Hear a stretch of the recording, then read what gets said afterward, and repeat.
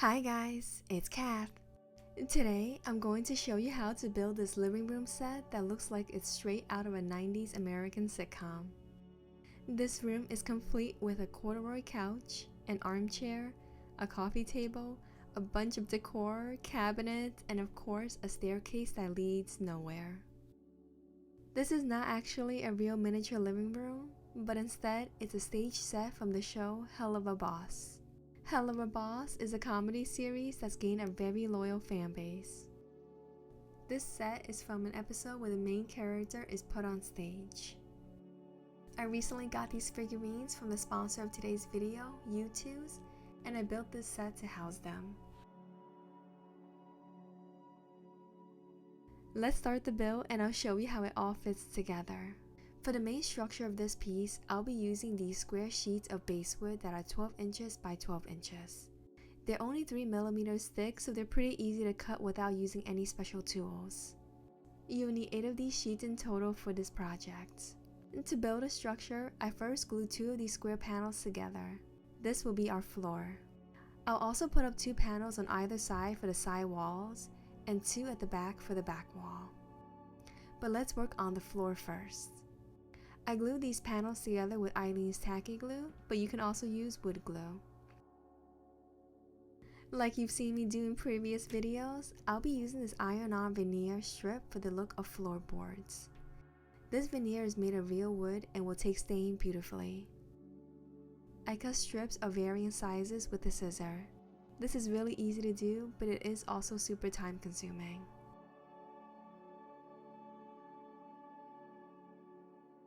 After you have your strips all cut out, just iron them on horizontally, making sure to stagger the different sizes for a more realistic look.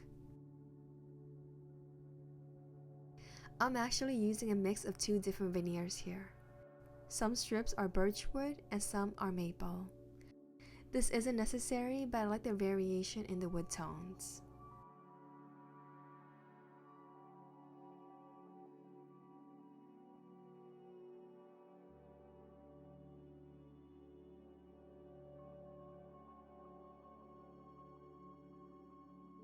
Once all the flooring is ironed on, I simply cut off the excess veneer with a utility knife. You'll notice that I only added veneer about 2/3 of the way up the floor. That's because this back area is where the staircase and closets will be. For the stain we'll be using on the floors, I just mixed some acrylic paint with water. This paint is in the color Burnt Sienna.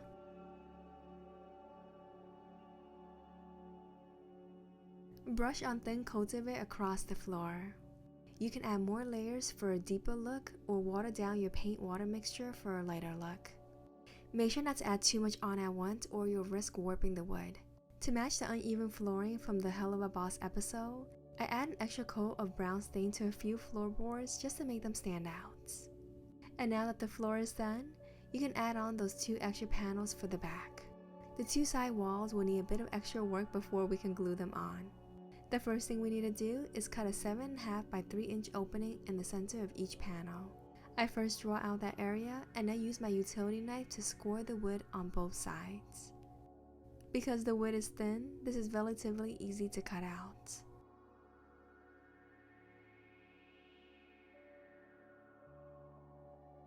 The door I'll be using is actually from a kit and it's pretty easy to assemble.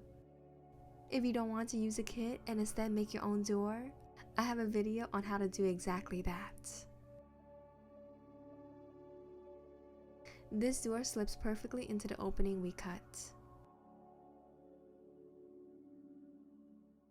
I'll paint this door white on both sides.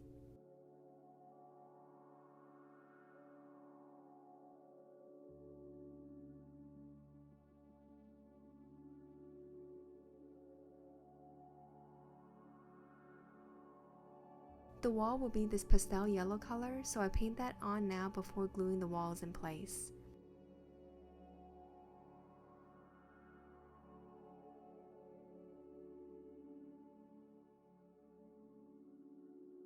It took a few coats to get this opaque finish.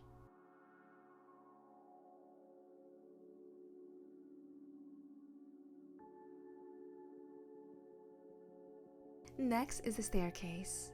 I've shown you how to build a staircase before, but this is a new technique that is way easier. Here are some jumbo craft sticks. They are 3/4 of an inch in width. I use my miter shears to cut lengths that are 3.5 inches long. You'll need 29 of these in total. To build a staircase, take 2 of those lengths that you cut and glue them together at a 90-degree angle. Keep adding more lengths of wood to create a zigzag pattern. Make sure to allow the glue to fully dry before adding on more strips because you don't want it to all fall apart before the glue is dry. Here are all the steps glued together. Now take another one of those 12 by 12 sheets of basswood and cut it diagonally from one corner to the opposite corner. Make sure to cut the wood on both sides and it'll easily break apart. Keep both of these triangles as we'll need them.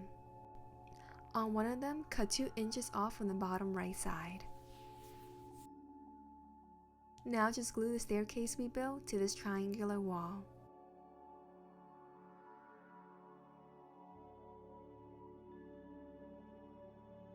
For the bottom of the steps, I cut a few more lengths that are 3.5 inches and glue them together to create a square.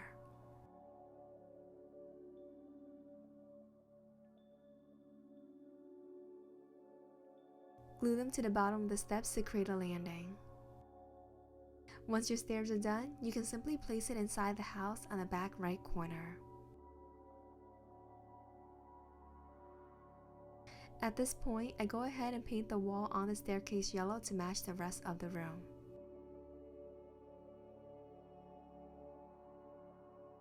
Now take the other triangle we made when we cut the wall for the stairs. Cut off 2 inches from this corner as well. Glue this on the back left side of the room. Make sure to place it 1 inch further back than the wall that we used for the stairs.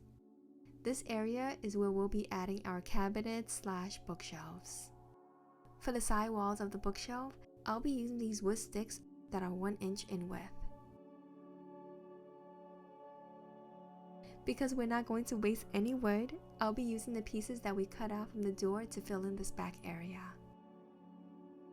I add 4 of these vertically across this area.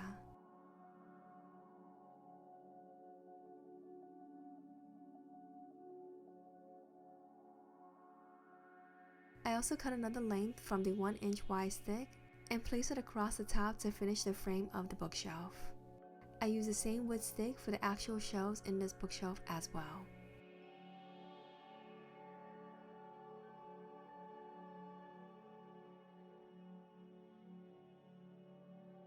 For the cabinet doors, I'll be using these giant craft sticks that I cut.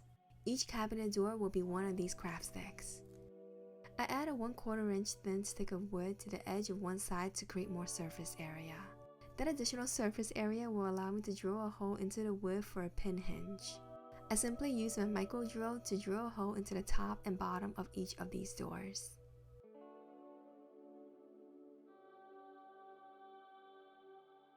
I added a tiny piece of wire into the opening at the bottom of the door. Then I also drill a hole into the bottom and top of that cabinet. Now I simply push this door into place, making sure the bottom wire fits into the hole. I add some more wire through the top of the cabinet into the door to finish up the hinge. Swing it open and shut to make sure it works. Before I fully set it in place, I paint the cabinet door with a few coats of white paint. All of these cabinet doors were made in the exact same way. The only difference is how tall they are depending on the size of the cabinet.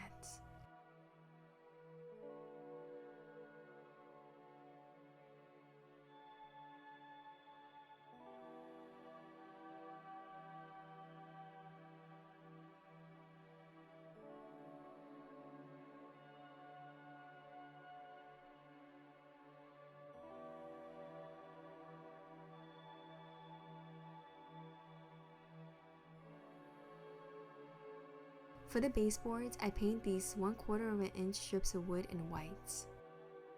Cut them to length and glue them to the bottoms of all the walls.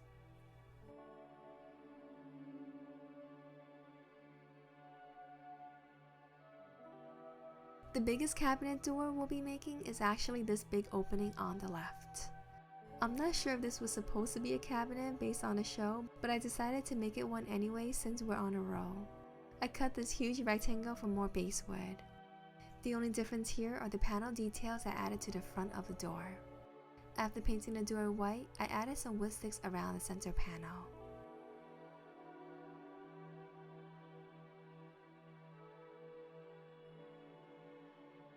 I used the same technique to make this piece of wood a hinged door.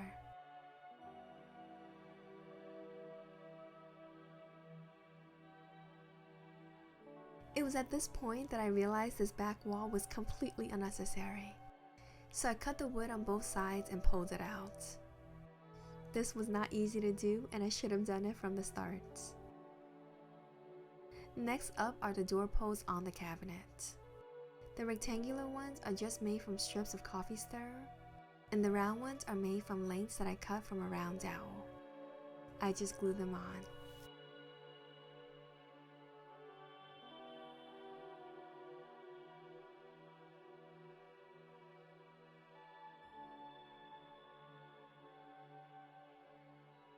Now let's move back to the staircase.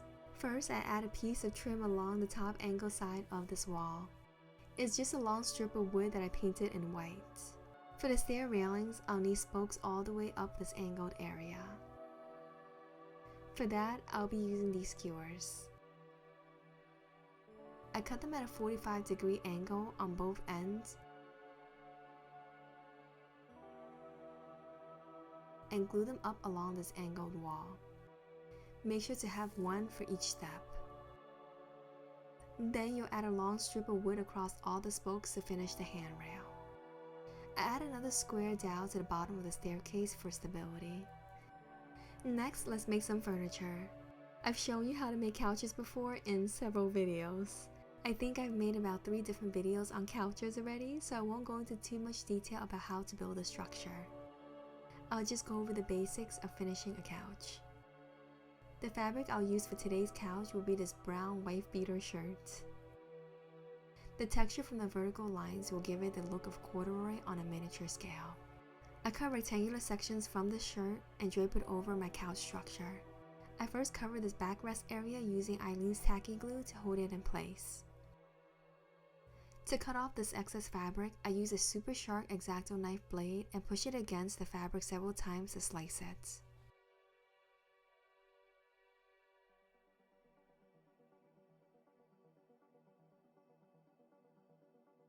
I also drape fabric over the armrests and cover the front of them.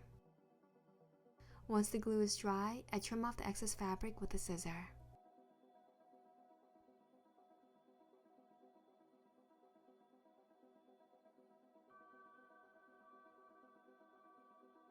The couch cushions are next. These were made with rectangular blocks. I just cover the top and sides with felt to give it more cushioning. Then cover that up with fabric. I fold over all 4 sides and then cut the corners.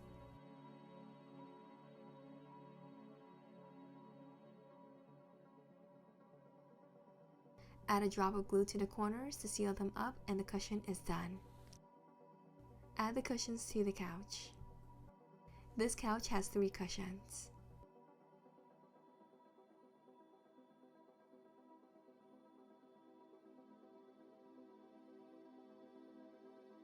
You can use round dowels or square dowels for the legs, but I decided to 3D model this simpler version.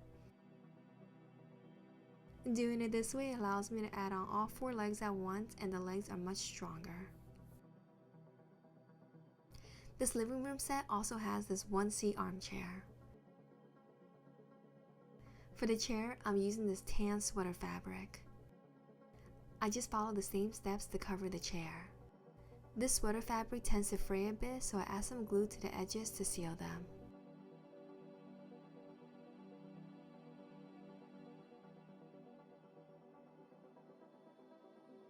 Now these chairs can go in the center of our living room.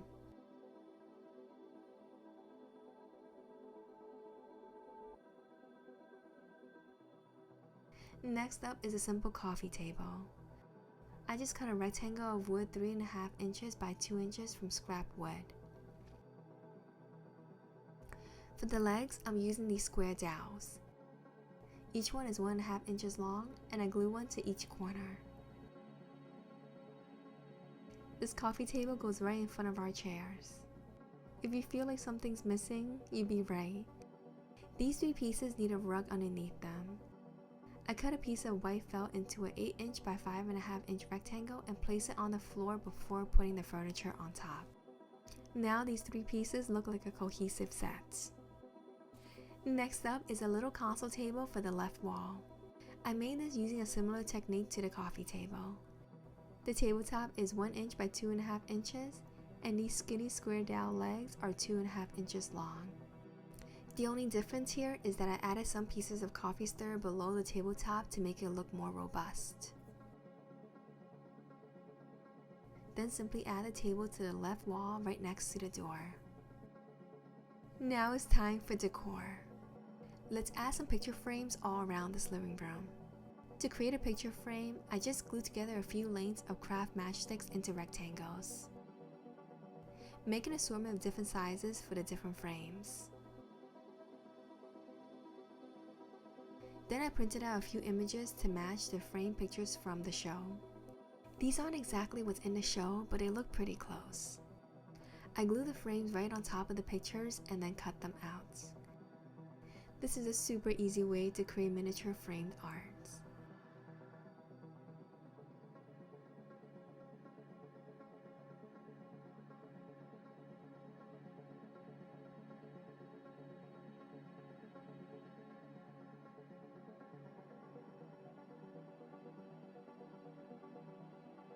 I glue them onto the wall, making sure they match as closely as possible to what I saw from the show.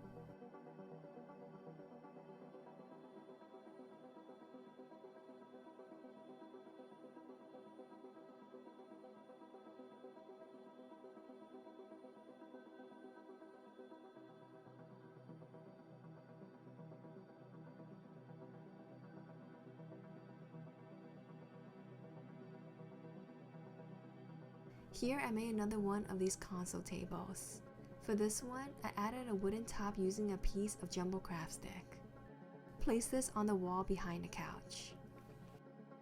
Before we go any further, I had to add some veneer at the back of these bookshelf areas. The veneer will cover up the Frankenstein patchwork that I did back here.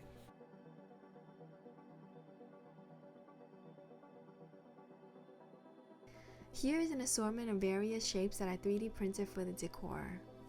These are made from basic shapes like cones, spheres, and rectangular prisms. I added a few coats of paint and they're ready to go around the room.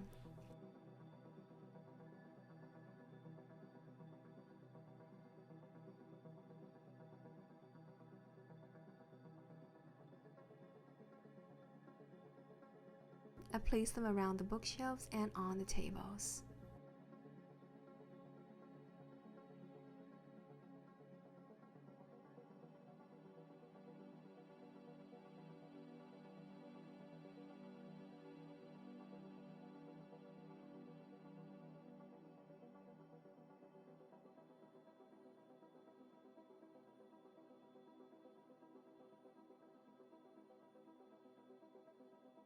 We're almost done, guys. Next, I created this really simple plant stand that just joined together. This is perfect to hold the monstera plant that I've shown you how to make in a previous video. Also from a previous tutorial are these couch cushions. You can also add a piece of felt to the back of this couch to match the show, but I didn't like how that looked, so I'm not going to use it. Finally, it's time to bring in our guests of honor. These are the 3 characters from the Helluva Boss show that we'll be putting into our set. We have Blitz, Stolas, and Luna. These were sent in by the sponsor of today's video, U2's. U2's has an incredible assortment of figurines from so many popular shows. These figurines are packaged beautifully and they're true works of art. You can see how detailed the paint job is on each one.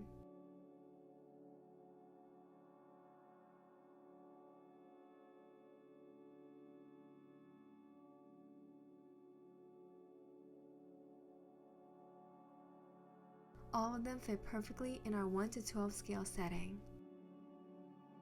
Now that they're here, they'll probably create havoc in this room.